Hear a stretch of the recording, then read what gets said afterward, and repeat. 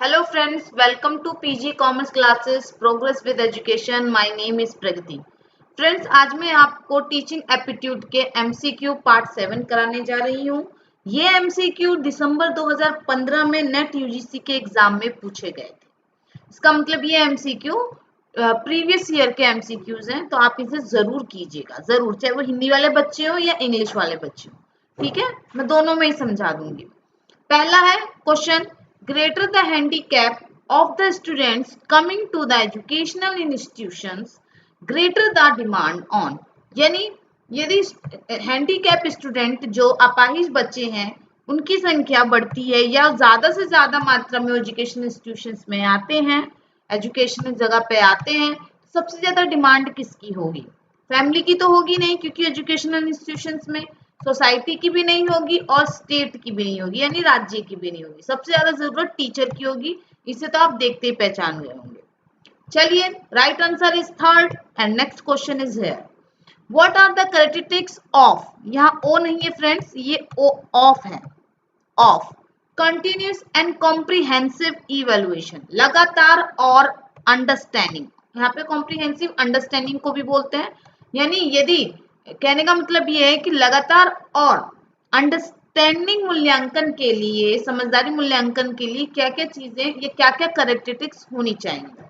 आइए देखते हैं. Increase the workload, it increase the workload on student by taking the multiple test. ज्यादा से ज्यादा टेस्ट लेके स्टूडेंट का वर्कलोड बढ़ा दीजिए. ये तो हो ही नहीं सकता, इसे ए मानिएगा. तो ऑप्शन के हिसाब से ऑप्शन ए और ऑप्शन सी गलत हो जाता है, क्योंकि दोनों में ही ए है. इसी तरह हमें क्वेश्चन करना होता है एग्जाम में.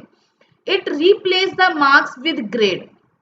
देखिए बी सभी में है, तो बी दोनों में ही है बी, तो ये राइट आंसर है. और वैसे भी एक ग्रेड को के साथ यदि आप मार्क्स रिप्लेस कर देते हो तो क्या होगा, आप मार्क्स से ज्यादा आप देखोगे कि बच्चे में कितनी लगातार पढ़ाई करता है और वो कितना समझदार है या understanding according to this. It evaluate every aspect of the student. ये जो कंटिन्यू लर्निंग है या अंडरस्टैंडिंग लर्निंग है, इवेल्युएशन है, माफ कीजिएगा, तो ये क्या है, इससे क्या होता है, क्या स्टूडेंट के हर एक एस्पेक्ट को इवेल्युएट किया जाता है, उसके हर एक पॉइंट को मूल्यांकन किया जाता है? जी हाँ, यानी थर्ड भी सही है. तो right answer is fourth. Fourth भी क्वेश्चन देख लेते हैं इसका answer. It help in reducing the examination phobia. ये किस लिए मदद करता है? परीक्षा के फोबिया को, डर को निकालने के लिए. तो ये भी बात सही है. तो बी सी डी यानी सेकंड, थर्ड और फोर्थ राइट आंसर, और इसमें fourth is a right answer. चलते हैं नेक्स्ट क्वेश्चन की ओर.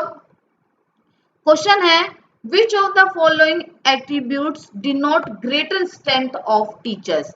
इसमें से कौन से ऐसे एट्रीब्यूट्स है जो टीचर्स के लिए, टीचर्स का सबसे महान स्ट्रेंथ या शक्ति कहा जाए?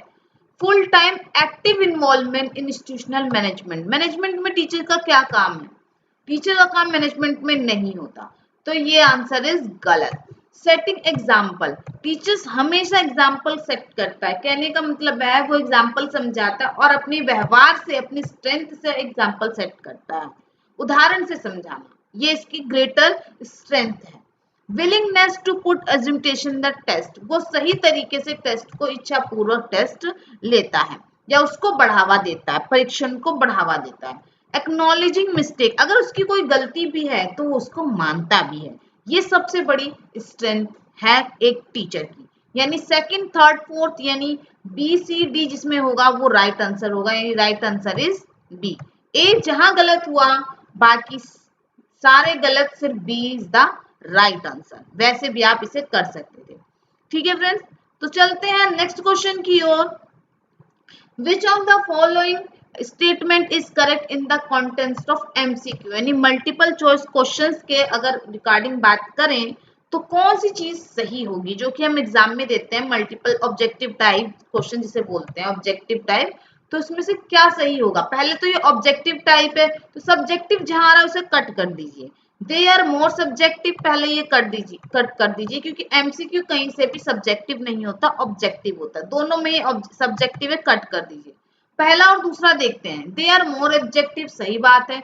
एमसीक्यू ज्यादा से ज्यादा ऑब्जेक्टिव है than true and false type question, क्योंकि इसमें सबसे ज्यादा ट्रू और फॉल्स क्वेश्चन होते हैं। सही बात है, एक तरीके से या तो सही होगा या तो गलत होगा।